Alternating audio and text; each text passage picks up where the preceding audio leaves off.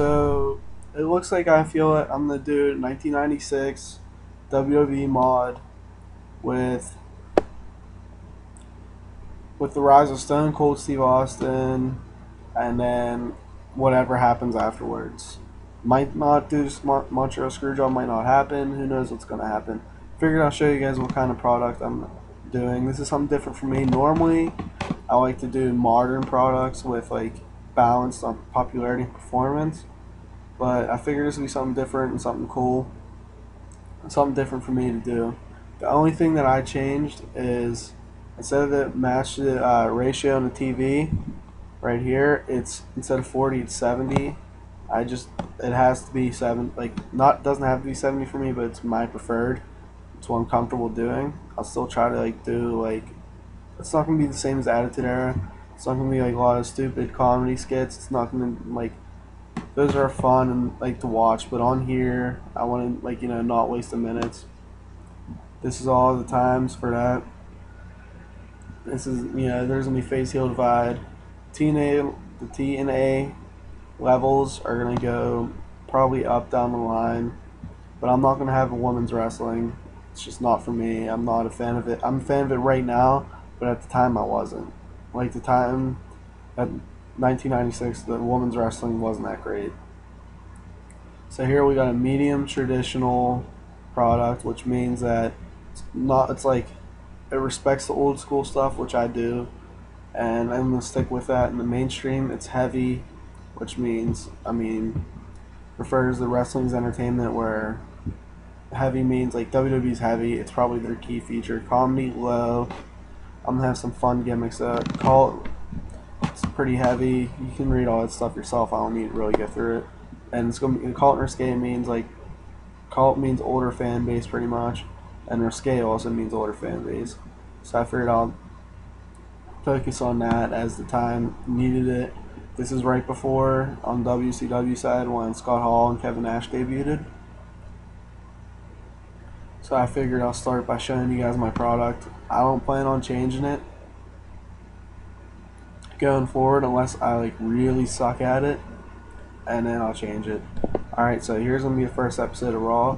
These are gonna be shorter videos, I feel like, because Raw's only an hour and a half, 2 hours at the time, and I don't have 7 hours, so I'll probably have pay-per-views up faster and all that stuff. Comment if you want me to do it. Comment if you want me to sign people, who you want to see, all that fun stuff. I love to hear feedback. Thank you all for watching the last series. I'm sorry if you really liked it. I deleted the database accidentally. I wanted to continue at least SummerSlam because I had good plans for it. But 7 hours is just way too much time. So by 7 hours I meant there's 7 hours of programming, and I was kind of getting burnt out from it already. So tell me what you think about after episode 1. I'll do episode 1 and then just wait and maybe think about it so that people can comment. So tell me what you think.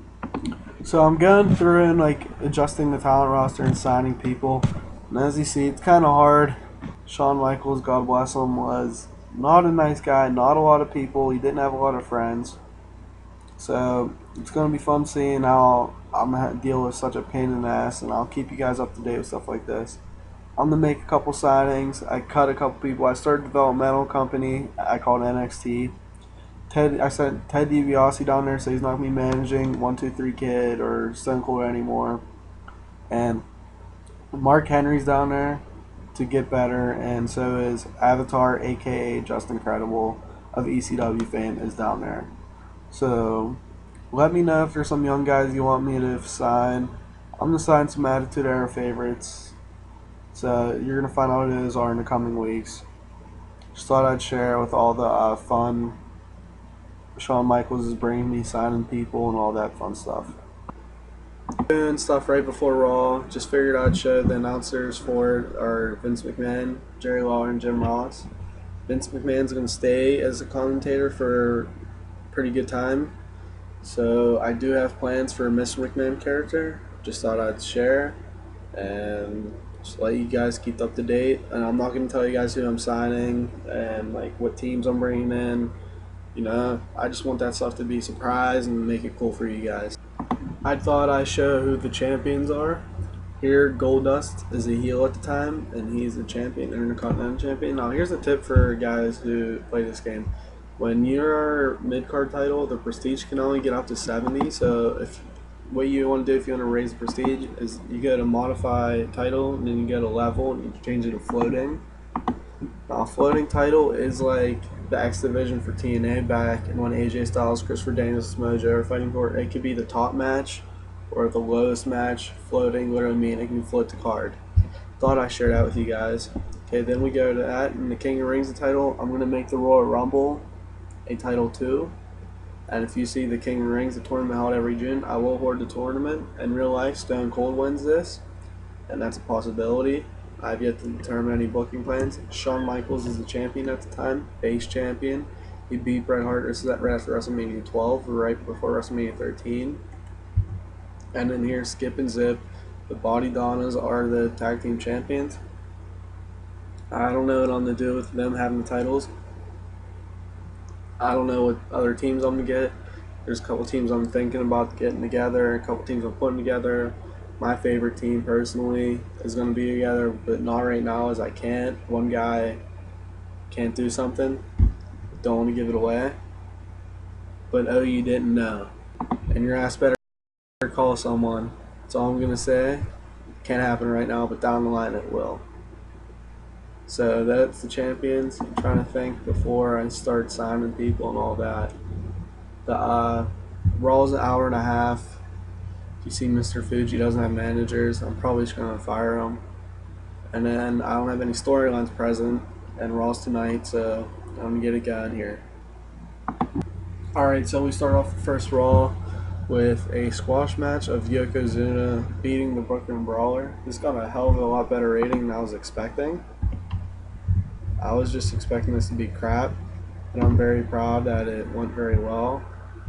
It gives me some hope for Yokozuna, and I can't. No, yeah, I can't. What the hell? Excuse me for a sec. Okay, so it's gonna have to be like this.